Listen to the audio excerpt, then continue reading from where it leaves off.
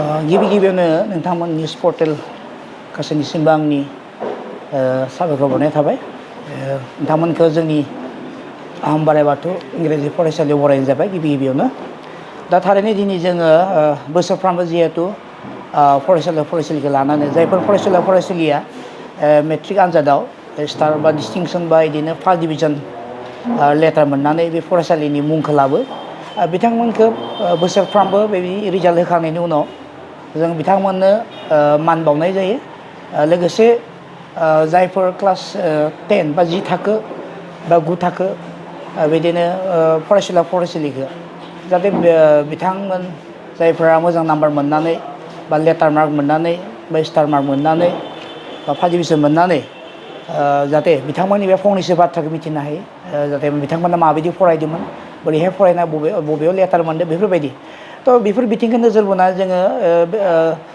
जायफोर फरायसालिया सेथि थाखो आरो स्टार लेटार मोननानै जों फरायसालिनि मुं लाबोदो बिथांमोननि बिमा बिफा बा दिथागिरिखौबो जोङो हांख्रायहरनाय जादों लोगोसे आरनायजों जों फाइलजों मान बावदो लोगोसे जोङो जोंनि उथिफुनाय जायफोर फरायसालि बिथांमोनखौबो जाहाथे मोनसे लामाजों आरो बिथांमोननि सायाव साबसिन खालामनो हायो बेखौ जोङो बे मेलनि गेजेरजों जों जिहेतु जोंनि गभार्निं बडि स्कुल मेनेजिं कमिटिनि बिथां मेम्बार्सफोर लोगोसे जोंनि दिथागिरि जोंनि गार्जेनफोर बिथांमोननिफ्राय जों माखासे बोसोन गोसा बिबुंथि लानाय लोगोसे जाहाथे इयुनाव जों बोरै साबसिन खालामनो हागोन बेखौ जोङो बे मेलनि मेन थांखिया बेनो आरो जोंनि फरायसालिनिफ्राय 29सा सेथि थाखोआव उथ्रिसार जानो हादों बेनि गेजेराव स्टार मोनदों 7 जन आरो लेटार मोननाय दं गोबाङैनो जोंहा एडभान्स मेथआव 97 मोननो हादों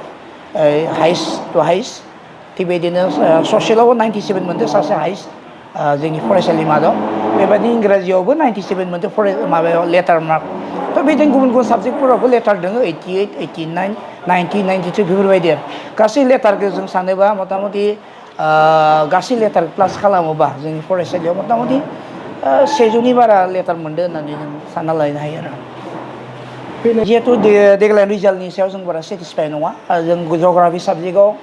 जायबायदि आसा खालामदोंमोन जोङो जग्राफि साबजेक्टआव मोजां फिथाइखौ मोननो हायाखै आरो हिन्दी एम आइ एल दङ बे हिन्दी एम आइ एल आव जों बारा मोजां फिथाइखौ मोननो हायाखै थिग बेदिनो आसामिस एम आइ एल दङ आसामिस एम आइ एल आवबो बारा मोजां फिथाइखौ मोननो हायाखै जोंहा बर' एम आइ एल आव सानै फरायसुलिया लेटार मोनदों 87 आरो 82 नाथाय आरो मोनबावनांगौमोन एसेयावनो एरायलांबाय दा जोङो सानदो फैबाय थानाय समफोराव जों आरो फरायसालिफोरखौ जों मोजां रोखोमै जोङो माने स्टाडि खालामनानै बिथांमोनखौ जों स्ट्रिक्ट खालामनानै बा टिचारफोरा माने एकदम माने गथ'फोरखौ गाइड लानानै माने आरो साबसिन खालामनांगोन जिहेथु सेमोननि जिथु रिजाल्ट बे लकडाउननि आबहावायाबो एसेबाबो नुवादों बे माने नुजाबाय थादों आरोखि माने फरायसालियाव फैनो बानाय गार्जेनफोरनि बिमा बिफानि खोथा लायै आरो किसुमान माने गाज्रि माबाथिं माने फरायसालिफोरखौ जोङो मेक्सिमाम माने नुनो मोनदों आरो बेनिखायनो जों ओरैबायदि स्ट्रिक्ट खालामदों दाथ' अल अभार क्लासरुमाव जों CC केमेरा फिटिं खालामबाय आरो जों गार्जेनफोरखौबो जों एक्सपिरियेन्स जों लादो जुदि फरायनो गोसो दंबा फरायनांसिगोन फरायनो गोसो गैयाबाथ' फरायसालिखौ गारनो हागौ मानो होनबा जों जायफोर ख्रिस्टियान मिसनारिसफोर बायदि जों स्ट्रिक्ट खालामनांसिगोन माने बिसोरो क्लास 8 लाखिजोबो बेनिफ्राय जायफोर मोजां गथ' बेखौल' मेट्रिक आनजादखौ होनो होयो जोंना मा जायो जोङो गाज्रि मोजां खोथा गैया माने गाज्रिखौबो जों मोजां बानायनो सेस्था खालाम बे सेस्थायावनो किसुमान गाज्रि गथ'फोरखौ जोङो नाजाबाबो जों मोजां खालामनो हाया दा बाथ्राया बेनो खिन्थु जोङो जुदि फरायसालि जों जुदि दा गभर्नमेन्टनि जिथु पलिसि बे पलिसियाव क्लास 8आव फेल खालामनाय मोनसे माबाया दोङो हिसाबै जों क्लास 8आव एबार निस्सय जायफोर फरायसालिया एसे दुरबल बे दुरबल फरायसालिखौ जोङो थारैनो जों लाखिनाय जागोन आरो जायफोरा मोजां गथ' बेखौसो जों क्लास 9 10 आव प्रमसन होनायखौ जों मोनसे माबाखौ लागोन आरोखि दा खोथाया जाहैबाय नैबे फरायसालिनिफ्राय जिहेतु जायफोर फरायसालिया डिस्टिं स्टार सिगां मोनलांखाबाय बिथांमोना दाबो आसाम मेडिकेल कलेजाव डक्टर फरायनो दोङो सिलचराव डक्टर फरायनो दोङो जों जरहाटआव दोङो जोंनि फरायसालिफोरा इन्जिनियार फरायगासिनो बेनो लखिमपुरावबो दोङो गुबुन आरो इउनिभारसिटिफोराव जों फरायसालि गथ'फोरा दोङो मेजर लानानै बा मा होनो बे मास्टार डिग्रि लाना दोङो डिग्रियाव दोङो थ' जायफोरा बेनिफ्राय फरायलांदों थारैनो मोजां जादों आरो आङो आसा खालामो जे बे फरायसालिनिफ्राय आरो मोजां जाबावगोन आरो बे सानजेरि नोगोर सिमेन्ट सापरि हालामाव बे बाथौ मिसन स्कुल बा नैबे आहामबारि बाथौ इंलिस स्कुल जायखौ जोङो लानाय जादों मुंखौ